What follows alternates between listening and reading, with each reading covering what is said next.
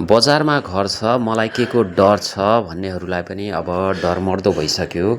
जसको घर बाटोमा परेको छ वीरगञ्ज साइडमा अनि त्यसपछि हेटौँडाको बाटोको छेउमा जसको घर परेको थियो, अहिले बाटो विस्तार गर्ने क्रममा चाहिँ सबैको घरहरू भत्काउन सुरु भइसकेको छ। मान्छेहरू चाहिँ अब यो आफआफ्नो जसको घर बाटोमा परेको थियो, कसै कसैको त यसैबाट नै आफ्नो जीविकोपार्जन चलिरहेको थियो। उनीहरूलाई आम्दानीको स्रोतहरू होइन सबै कुरो उनीहरू त्यसैमा निर्भर थिए। तर आज बाटो विस्तार गर्दै गर्दाखेरि उनीहरूलाई मन दुखेको छ, उनीहरूको धन सम्पत्तिको नाश भएको छ।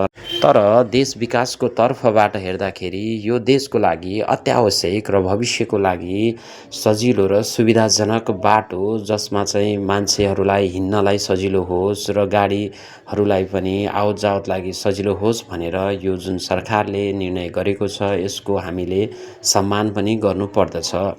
र अहिले हरेक नाकामा जुन सरकारले निर्णय गरे अनुसार 100 रुपियाँभन्दा बढी सामानहरू भारतबाट नेपाल भित्राउँदाखेरि राजस्व तिर्नुपर्ने जुन नियम लगाएको छ, त्यसले पनि हाम्रो स्थानीय बासिन्दाहरूको होइन व्यापारमा अलिकति वृद्धि भएको छ। मानिसहरू उता जानुभन्दा उता गएर 100 रुपियाँको लागि गाडी भाडा अनि त्यसपछि सबै तिरेर जानुभन्दा आफ्नै देशमा सामानहरू किन्दाखेरि उनीहरूलाई केही सहुलियत भएको जस्तो महसुस भएको छ।